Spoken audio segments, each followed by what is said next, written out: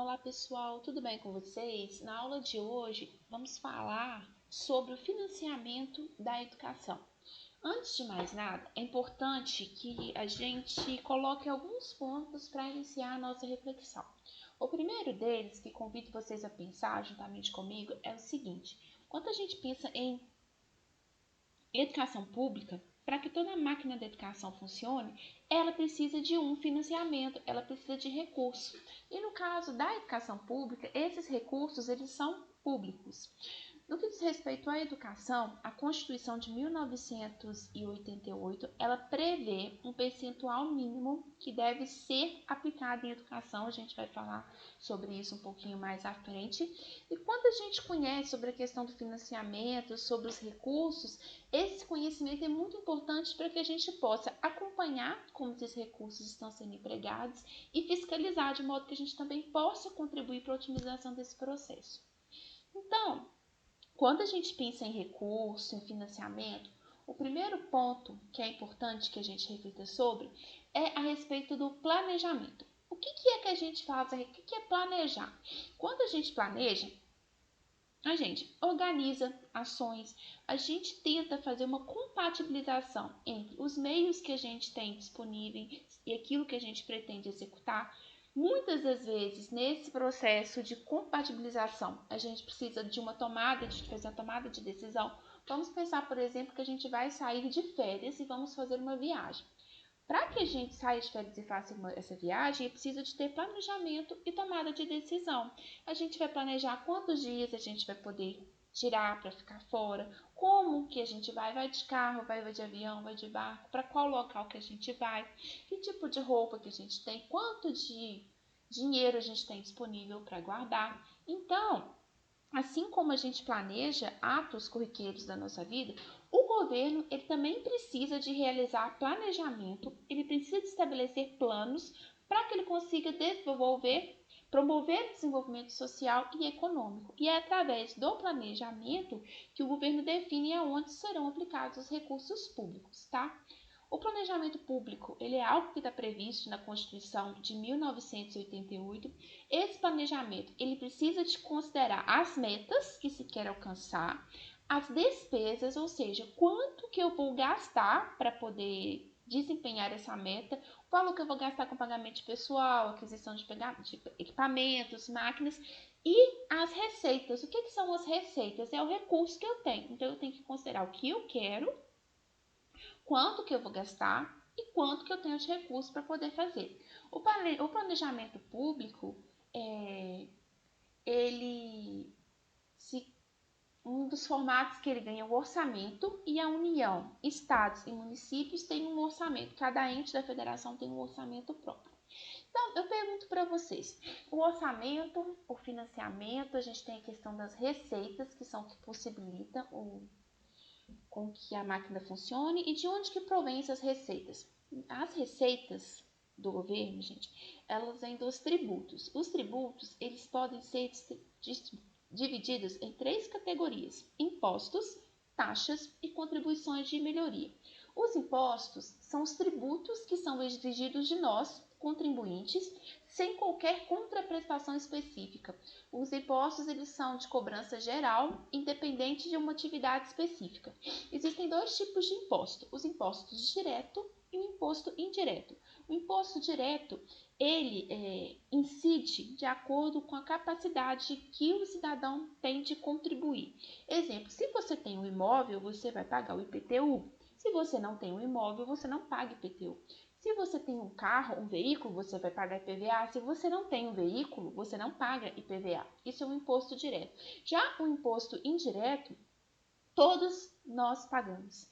Independente se você é uma pessoa rica, se você é uma pessoa pobre, todos pagam esse imposto da mesma forma. Ele independe da capacidade de quem compra. Por exemplo, quando a gente vai ao mercado e compra um pacote de arroz, o valor final desse pacote de arroz, ele tem uma parte dele que é de imposto. Então, tanto uma pessoa que é assalariada como uma pessoa que é milionária adquirindo esse mesmo pacote de arroz vai pagar o mesmo imposto sobre essa mercadoria. Então, imposto direto e imposto indireto.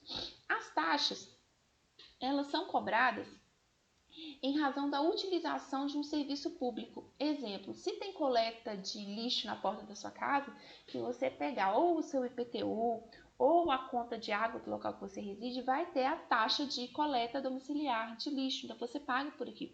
E contribuição de melhoria é quando ela é instituída para se fazer diante de gastos de obras públicas. Quando ocorre uma obra pública numa área e essa obra incide na valorização dos imóveis que estão naquele local, eles podem te cobrar uma taxa porque o seu imóvel está sendo beneficiado por conta dessa melhoria, tá? Então, quando a gente fala da educação, nós já vimos em aulas anteriores que o nosso norte é a LDB. A LDB, ela coloca que o financiamento da educação pública, ela pode vir de 5 instâncias diferentes. Primeira, a receita de impostos da União, Estados, Distrito Federal e municípios, receita de transferências constitucionais e outras transferências, o salário educação, receita de incentivos fiscais e outros recursos que no primeiro momento eles não estão, por exemplo, previstos nas leis que estão em vigor, mas podem passar a existir. Nessa aula, a gente vai dar enfoque nos impostos, na transferência e no salário educação. Os impostos, segundo a Constituição Federal de 1988, a União deve empregar no mínimo 18% dos impostos e estados e municípios no mínimo 25% dos impostos. E esses impostos, esse percentual, ele pode ser utilizado para financiar todas as modalidades de educação. Lembre da aula que a gente teve de modalidades, que a gente falou de educação profissional, educação de jovens e adultos, educação especial e todos os níveis, que seja educação básica, que seja ensino superior. Lembrando que cada ente da federação, lembre-se da aula que a gente falou da LDB, tem uma área prioritária para investir. Estados, ensino fundamental e ensino médio. Municípios, educação infantil e ensino fundamental. Então, esses recursos provenientes dos impostos, eles têm que ser gastos prioritariamente nessas áreas, mas eles podem ser empregados em outras áreas também, tá?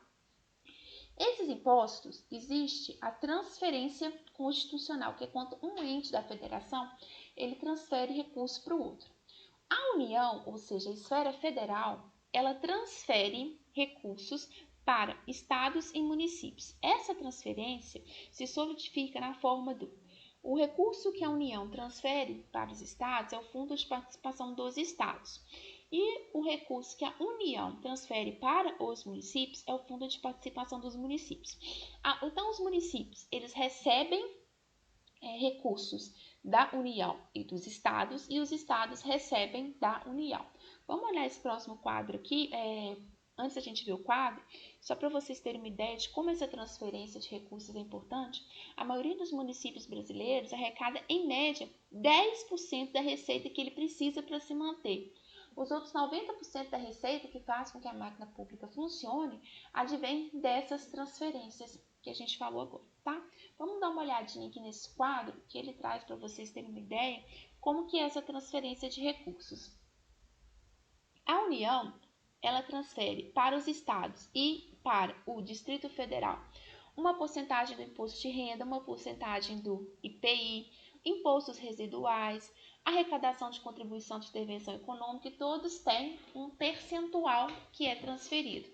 A União e os estados transferem para os municípios imposto de renda, o IPI, que constitui o Fundo Municipal, Imposto Territorial Rural, IPVA, ICMS, são alguns exemplos para vocês verem como que funciona essa transferência constitucional.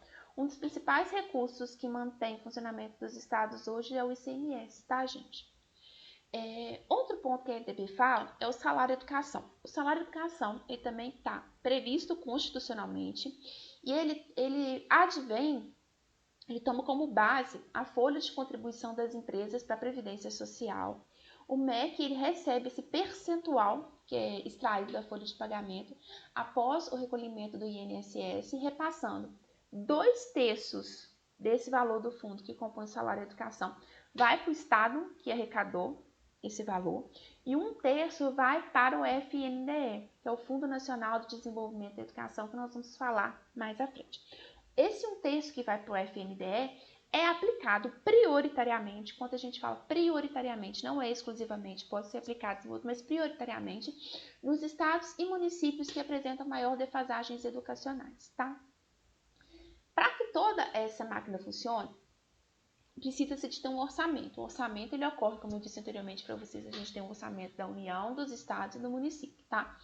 No caso da União, que é o que eu vou falar um pouquinho mais na aula, porque ela é a principal ente que faz a transferência de recursos, esse orçamento, ele é proposto pelo Poder Executivo, que são o presidente mais os ministros. Esse orçamento, ele é feito com base numa estimativa do PIB do próximo ano e é uma previsão de inflação. Então, existem 3 pontos que são muito importantes para que a gente entenda a constituição do orçamento. O plano plurianual, esse plano, ele tem validade de 4 anos, ele tem que ser enviado até o dia 31 de agosto do primeiro mandato, no caso do presidente, para que seja avaliado pela Câmara e pelo Congresso, e ele, para ser avaliado pelo Congresso, tá, gente? Desculpa. E ele estabelece as prioridades, as metas a longo prazo. Em cima desse plano plurianual, é proposta a Lei de Diretrizes Orçamentárias, que é a LDO, que é uma norma que fixa as metas e prioridades da administração pública por período de 1 ano.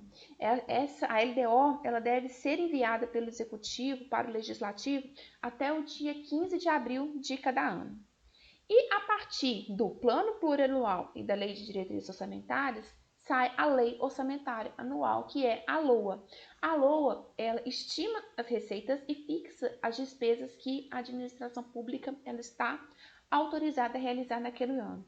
E ela deve ser votada até o dia 22 de dezembro de cada ano, sendo sancionada pelo presidente. Então, a gente tem o plano plurianual, que prevê as metas a cada 4 anos, a lei de diretrizes orçamentárias e a lei orçamentária anual, dando corpo a que é o nosso orçamento público, tá? Quando a gente fala de financiamento da educação, é importante que a gente fale a respeito do Fundeb. O Fundeb, ele foi instituído primeiramente no ano de 2000, ele foi instituído em 2007. Ele advém de um fundo anterior, que é o Fundef. O Fundeb é o Fundo Nacional da Educação de Desenvolvimento da Educação Básica. Até 2006 era somente do ensino fundamental. A partir de 2007 ele ganha um novo corpo. A principal meta do Fundeb é assegurar a universalização do ensino fundamental e a remuneração do magistério. Esse fundo exige, mas ele não nos obriga a aplicação do percentual mínimo previsto constitucionalmente, que é de 18% e 25%. E o Fundeb ele é composto por impostos também, tais como o ICMS, o IPVA, e o valor do fundo ele leva em consideração o custo mínimo por aluno. Quando esse fundo não consegue atingir o valor mínimo por aluno, ele deve ser complementado pela União. Para vocês terem uma ideia do que a gente chama de custo mínimo por aluno, em 2020, o custo mínimo era de um aluno da rede pública de ensino, era em média de R$ 3.645,16. Em 2021, esse valor vai para R$ 3.755,59. Essa é uma média, porque esse valor varia de acordo com a modalidade, o nível, o tipo de ensino, tá?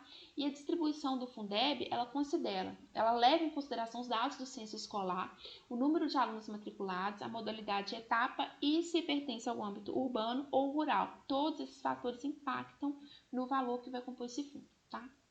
O FNDE, que a gente já começou a falar dele anteriormente, o Fundo Nacional de Desenvolvimento da Educação, uma autarquia vinculada ao MEC, que faz a gestão, sobretudo, das contribuições do salário educação. O salário educação ele não entra daquele percentual mínimo previsto em lei, tá? Ele é adicional ao financiamento da educação pública e o FNDE ele tem uma série de programas. Veja uma atividade da semana, nela tá lá o site do FNDE. Entrem e vejam, façam uma pesquisa em cima de quais são os programas, por exemplo, o Caminho da Escola, o Programa Nacional do Livro Didático, são todos programas que são mantidos pelo FNDE, tá certo? O executivo, ele não distribui esses recursos de uma só vez, eles vão sendo liberados em cotas trimestrais, porque o recurso, ele não está disponível, ele vai sendo arrecadado no decorrer do ano fiscal. Como a gente fala de recurso público, é preciso que esse recurso ele seja aplicado com equilíbrio e eficácia. A destinação e o uso dos recursos públicos são fiscalizados por tribunais de contas e pelo Poder Legislativo, e é vital que a sociedade como um todo participe dessa fiscalização dos recursos. Quanto melhor for a aplicação desses recursos, a gente consegue uma educação de mais qualidade, mais justa e uma educação mais crítica, tá? Para a gente finalizar aqui, a LDB prevê o que pode ser que é permitido ou não da utilização dos recursos do financiamento da educação. É permitido, para vocês terem uma ideia, remuneração e aperfeiçoamento profissional docente, aquisição, manutenção, construção e conservação de instalações e equipamentos necessários ao ensino, uso e manutenção de bens vinculados ao ensino, os levantamentos estatísticos, as atividades MEI, concessão de bolsas de estudo, amortização e custeio de operações de crédito e aquisição de material didático e manutenção de programas escolares. Não se pode pesquisa não vinculada às instituições de ensino, subvenção a instituições públicas ou privadas de caráter assistencial, desportivo ou cultural, recurso de educação somente em instituições de ensino, formação de quadros especiais, programas suplementares de alimentação, assistência médica, odontológica, farmacêutica, geralmente isso é financiado pelo FNDE, obras de infraestrutura, não é permitido, e pagamento de pessoal, docente, trabalhadores da educação quando em desvio de função, ou seja, quando não estão realizando as atividades relacionadas ao seu cargo. Então, gente, era isso que eu queria conversar com vocês na nossa aula de hoje sobre financiamento da educação. Eu espero que vocês tenham aprendido um pouco sobre esse conteúdo e, em caso de dúvidas, eu estou à disposição de vocês. Até a nossa próxima aula.